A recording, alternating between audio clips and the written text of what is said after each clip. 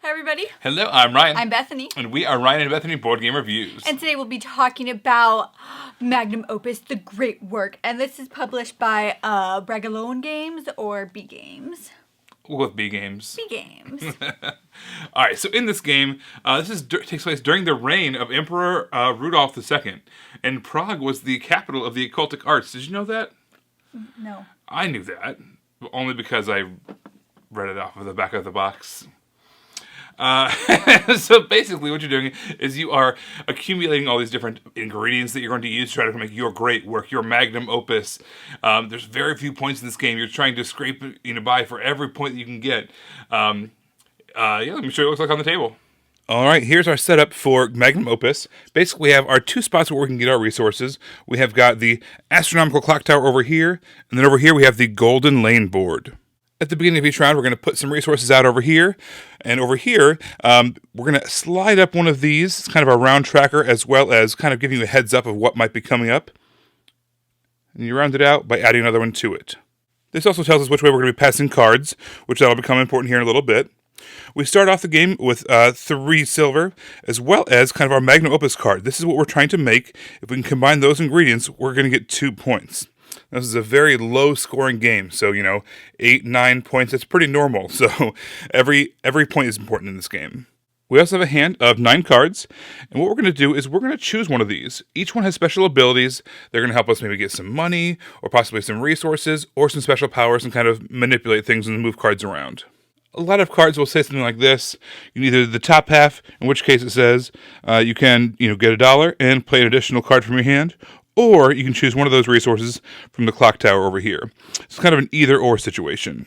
So out of this hand, we're going to select one of the cards, we're going to put it face down, and at the end, we're all going to reveal it, and we're going to start some stacks of all the different cards.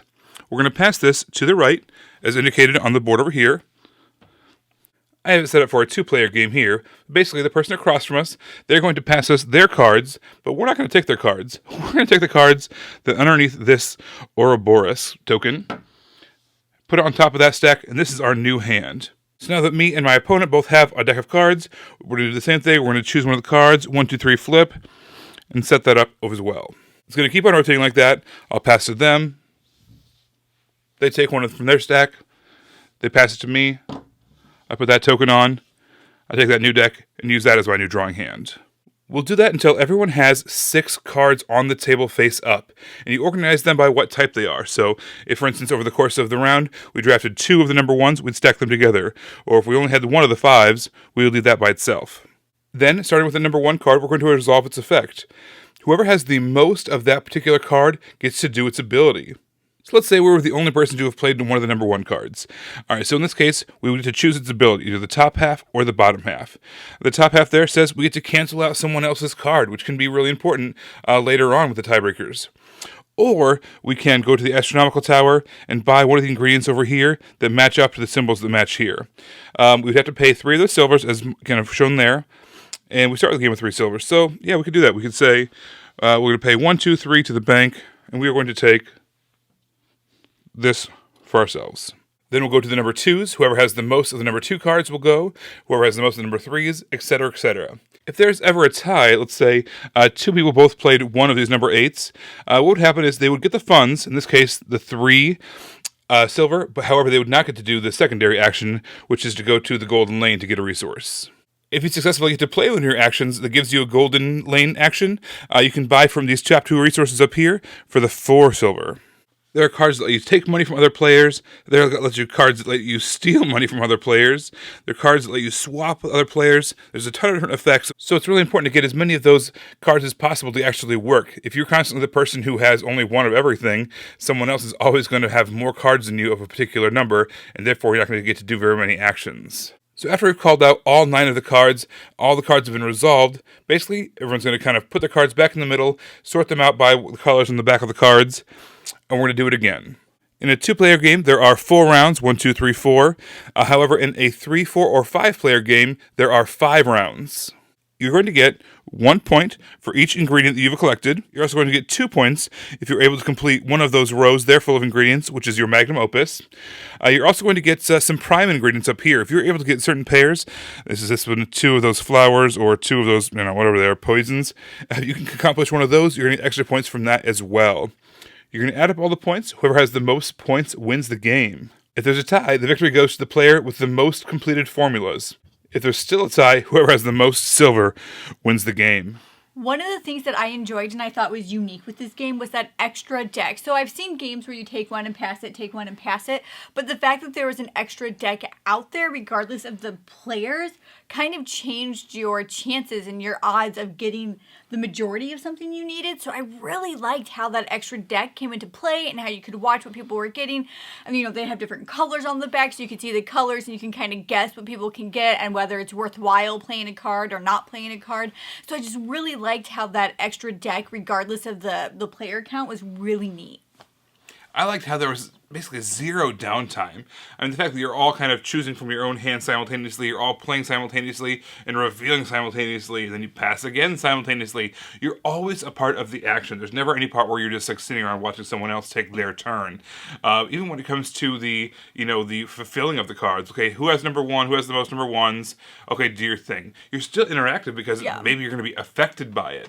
So you're always a part. There's never a dull moment. There's never a part where you're just yawning, sitting back, doing nothing. And I really liked the interaction of that. I liked how you really had to plan about what kind of cards you're going to have, because even if you got the most of this, if they play that card, it could totally ruin what you were doing, and vice versa. You could totally mess with what somebody else was doing, put a different card down, make them eliminated cards. Now you have the majority of that, so you get to play that. So I just really liked how the cards interacted with each other, how you play that up, how you had to try to strategize to get certain things, to do certain things, and then sometimes you can't even do it anyway. And I just thought the interaction of that was really fun.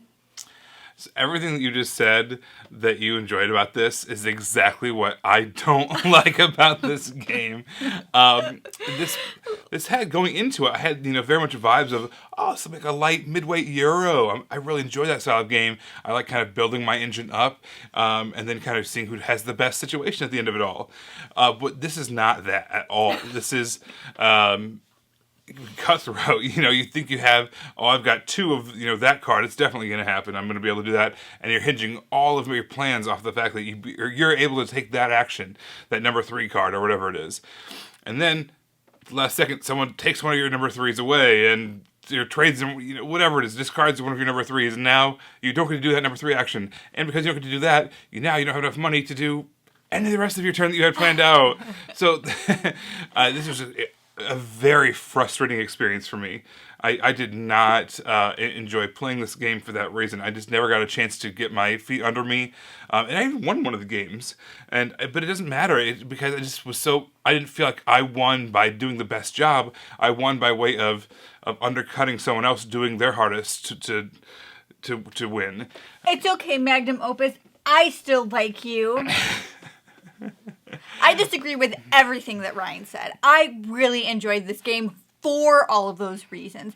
I like that you could mess with people and that you could, you have to plan it out. You have to see the different colors that are out there, the different decks, so you know what's going to happen. You can kind of strategize that way. And I like the fact that you get to interact and you can stop people and you can get something, but then they can stop you. And I enjoyed that. And I thought it was really fun, and the fact that stuff is going on all the time, so it's not like you're just sitting there twiddling your thumbs. It's not like you're working to this great thing for like 10, 15 minutes, and all of a sudden it gets cut down. You've been working... Yeah, that's exactly what it is. No, you were working towards it for like 60 seconds when you were passing the cards and everything. Yeah. I really, really enjoyed this game for all of the reasons why Ryan did it. We felt the same way about the game. I just enjoyed that experience. Yeah. Well, thank you so much for watching, guys. Don't forget to stay tuned to the very end for our Pounce and Itches update. Until then, you can find us in all the places. You can find us on Twitter under Ryan and Bethany 1. You can find us on Instagram under Ryan and Bethany. And then you can find us on Facebook under Ryan and Bethany Board Game Reviews. Everybody, thanks so much for watching. We'll see you next time. Bye.